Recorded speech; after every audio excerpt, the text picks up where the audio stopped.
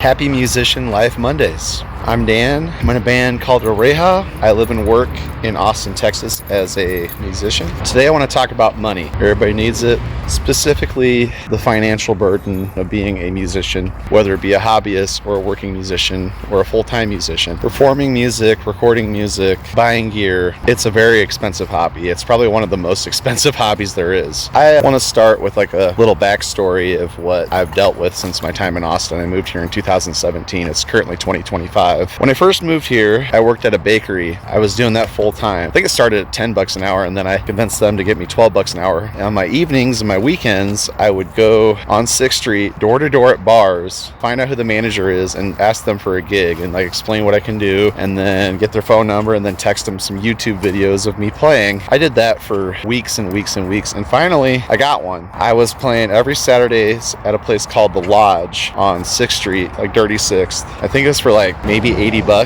like 70 or $80, I think. And that was my first real Austin gig that I got. And it was a weekly gig, so I could always count on it happening. And I was happy. I mean, I wasn't making a living making music, but I was making like gas and food money with it. That was a good start. That was pre-COVID, and that lasted for a while, and that eventually ended. And then I moved on Saturdays to Blind Pig Pub. I was playing Blind Pig Pub every Saturday afternoon, 4 p.m. to 7 p.m. And that lasted all the way up to COVID. And then at that point, I got in contact with like a couple booking agents down here, and I was still working my full-time job. I wasn't completely full-time music yet. I basically worked at this bakery until it ceased to exist. The bakery sold the packaging and recipe to their products to a factory/corporation, and then they mass-produced them so they could go into like H-E-B and like Whole Foods and Trader Joe's and stuff like that. They kind of blew up and they didn't need staff anymore. I still had my weekly gigs, and I started getting other gigs around the week, and I needed a new job because like gigs weren't covering all my bills and my rent and my expenses to live. I found another job working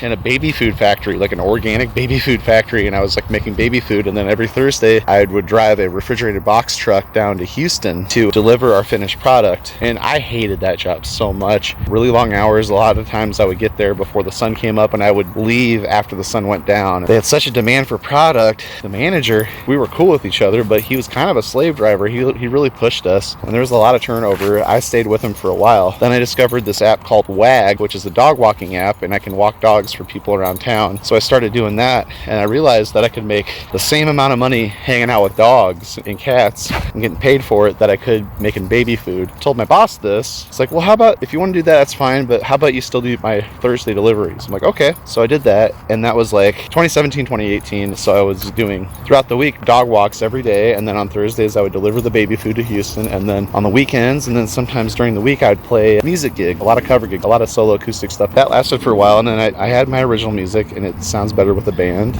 So I started looking for band members, and I tried just getting a trio together. And so over a period of like 2 to 3 years, I was cycling out drummers and bassists while I play guitar and I sang on my originals. The goal was to play cover gigs and pepper in originals here and there, and also play original gigs around town with the original venues, and that was the original goal. And I finally found like a lineup of people. I even had a regular bass player, a secondary bass player, a regular drummer, and a secondary drummer that all knew my originals and all my covers. That way I could play more gigs, make more money, and continue it on, and I don't have to sit at home and do nothing. I can always gig, and that was the goal. So I did that up until, I guess it was 2019. It was March 2019. It was South by Southwest just before we had the pandemic. There was news of this weird virus going around, and there was talks of maybe things would close down, and there were people getting sick and dying. Up to that point, like that whole couple months leading up to South by, I was booking gigs. We were playing like 1 to 3 gigs per day the entire week of South by. I was really excited. I was going to get a new laptop. I was going to adopt a dog. That didn't happen till later, but that was my goals. And then I was like, holy crap, I'm going to be a full-time musician. Like, this is happening. It's actually happening. And I had all these gigs lined up, and then the pandemic closed down, and I lost all those gigs.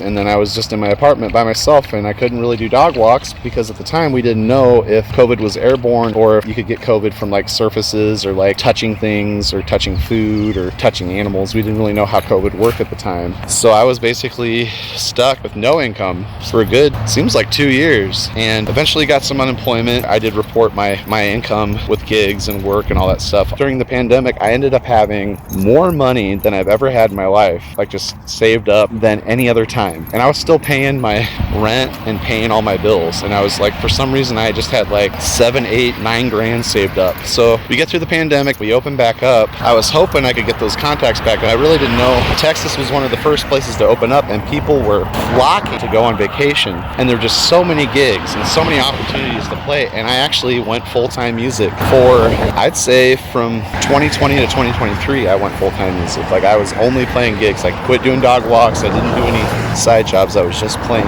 music gigs.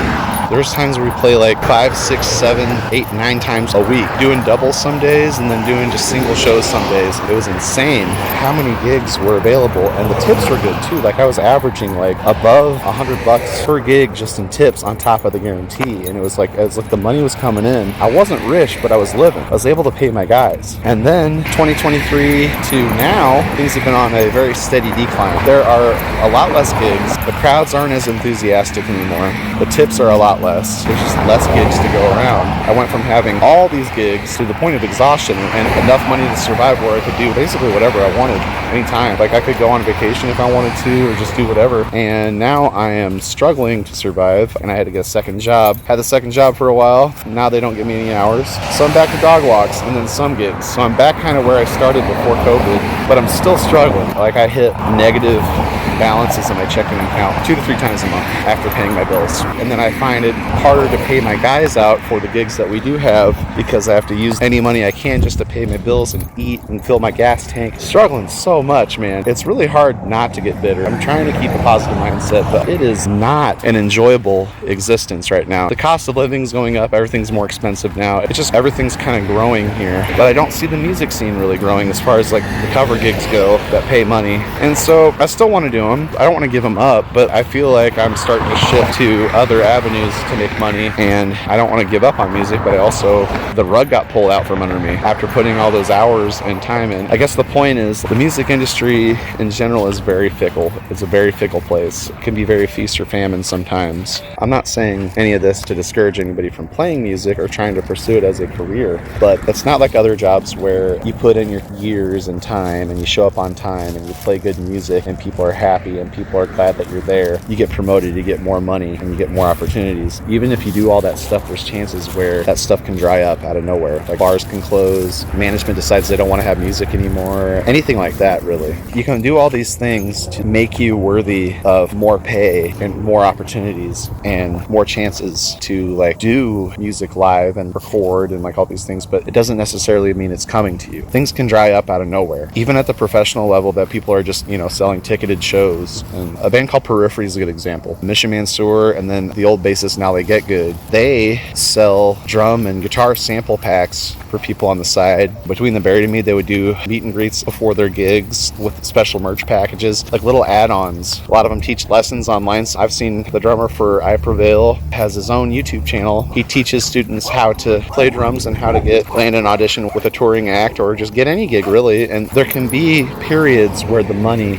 isn't flowing, and so you got to get creative, unfortunately. Most artists that I see on like social media, they don't really explain that side of the business. It's all social media world where everything's perfect and everything's working out and positive sunshine and rainbows, but it's true. Like, there's like times where the money's tight and the high expense to just tour, gas, food, hotels, advertisements, flyers, just to make a solid tour happen, just to make a solid local show happen. The expense is getting very high, and like some of those bands out there, the only way they make money is t-shirt sales. They're a glorified gift shop that happens to play music. No one seems to really talk about that side of it. It can be really upsetting sometimes. I don't want to say I'm bitter, but I just thought I would be farther than I am. And I'm sure a lot of people have said that in their lives with different careers. But the thing with music is that you can put in the hours, you can put in the time, you can do all that stuff, but there's not really a set path for career advancement like other jobs unless you become a music educator, like at a university or like an elementary or high school. Music education is like the only career path that you know that there will be a career, because there's always going to be people that want to learn how to play music and learn about music. That's like the only safe bet. You can actually get a degree in it and get a job. If you just want to play music and like write music and play cover gigs and do that whole thing, there's no guarantee of success. It's all a hustle, and it can be feast or famine. It can go away as quickly as it comes. And I don't see a lot of people talking about that. That does kind of bother me. Let's say you go to trade school and you become a plumber. You start off as an apprentice, and then you work your way up, and all of a sudden, over the years and the experience and the time and the hours you put into something, you get better at your job. You can do it quicker and more efficiently and better, and your pay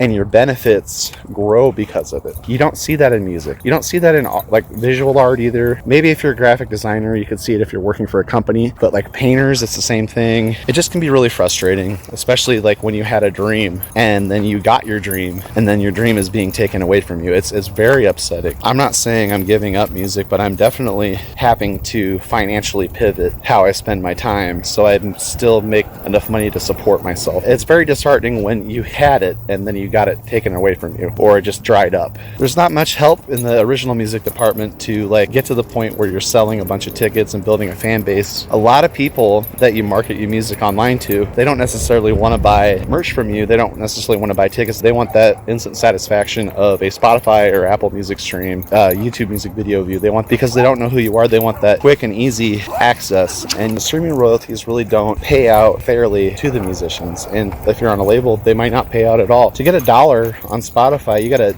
stream one song 420 times. 420 times for $1. All that work. It's a big hurdle to jump. Taking classes in the past, like online classes, and I read books and I watch marketing YouTube videos, and I just try to glean as much knowledge as I can to like really learn how to push merch sales, CD sales, DVD sales, because I send out a free CD if you want to pay for the shipping and handling. And that shipping and handling covers the manufacturing and shipping of the CD. It's drop shipped. When you get the CD, you also get a Google Drive folder full of all of my original MP3s for immediate download and lifetime access. You get a thank you video from me sent to your email inbox. You also get a nos.io link that takes you to my free ebook, which is basically a guide on how to find new bands and artists based on your already established musical tastes. The nos.io link also gets you submitted into my fan community so I can contact you about new YouTube videos, new gigs, new shows that we're playing maybe in your area, band news, life news. Plus, in the bundle, depending on how much you buy or like what price you pay for it, you get entries into a monthly t-shirt giveaway and a yearly vinyl record giveaway. The first t-shirt drawing is on June 30th. I'll have a link in the description for that. But yeah, it's like I'm finding new ways to make money so I can start getting out of this rut and making some type of income from my music. This is one of the ways I found to do that. And not everybody goes for it. Like a lot of people still just want to stream your stuff on Spotify, YouTube, and Apple Music, and that's good enough for them. It's not the fans' fault. It's the streaming service's fault for making such an easy-to-use service where basically every piece of music, video, podcast is available at their fingertips on their phone or on their computer. Why wouldn't you want to use that service? If it's free, you just got to listen to a couple ads and it's free. Why not? It's like legal Napster, basically. I just wish more fans would know that it's an unethical business on the musician's end. I'm not talking about Joe Rogan. I'm talking about your local bands. To make like decent money on Spotify, you'd have to have hundreds of thousands of monthly listeners. I have like a successful meta ads campaign that drives clicks to Spotify, YouTube, Apple Music, Bandcamp. I do get click. It's to the point where it's like a well-oiled machine where it does all the work for me, but it's still averaging about 20 to 30 cents per stream, which means I'm losing money every single time somebody clicks on my ad. It's basically like a vanity number. Like any royalties I get, it's going to be far less than the amount of money I spent on meta ads to get it. It's good marketing, and I'm only putting like $1 or $2 a day for the United States and $1 or $2 a day for like the rest of the world. So it's like maybe $4 a day, which isn't much, but the amount of money I'm getting back for it is nothing. And a lot of bands are going through this. If you want to get on a label, they look at those streaming numbers, so it's a good metric to have, but it's a vanity metric. It doesn't mean that those people are fans. There's no way to contact those people after they streamed your song on Spotify. There's no way to like get their email or their address so you can find out where they live, so you can like tour in that area. They have some metrics about cities that the streams come in from, but it's like they're not necessarily fans. They're just casual listeners. It's like a double-edged sword. It's good from a marketing standpoint, but it's bad as far as a money-making standpoint. Yeah, I'm a little beside myself right now. I'm struggling to survive, and I don't know how much longer I can stay at this level of discomfort before I make a change in my life. That's a really hard truth to say out loud. I speak to my family about it, but I don't really speak to other people like on social media about this. I usually get negative reactions to it, like I'm being bitter or ungrateful or unthankful. I should just be thankful for having this gift to play music. I should just shut my mouth and just like keep it going. Yeah, I'm grateful for my talents. I'm grateful that I've got these opportunities, but should I be grateful for having a negative checking account balance? Should I be grateful to worry about my rent and bills every month? Should I be grateful that I had plenty of money and now I don't? Should I be grateful for that after I put in all this work and time and effort? It's really hard to talk about these things, and I guess this is kind of me like venting a little bit, but also spreading awareness to anybody that wants to be a working musician or work in the music industry. It can be feast or famine sometimes, and you need to think on your feet, and you need to be able to pivot in tough times, because there will be tough times. I'm living through a tough time. I don't know what the future holds for me. Just be aware of that and tread carefully. I think that's all I got to say. Thank you for watching. I would really appreciate a like on this video, and also if you could subscribe and hit the notification bell. I put these videos out every Monday with a different topic. Every Tuesday, I do a live stream at Blind Pig Pub on 6th Street. It's my happy hour gig from 5 p.m. to 8 p.m. Central. I will be live streaming that on YouTube every week. And then every Friday, I will be doing riff breakdowns of my original songs. Like the video, subscribe, hit the notification bell. If you like my band, think about picking up that free CD when you cover shipping and handling merch bundle. All right, I'll see you next Monday. Thanks, guys. Bye.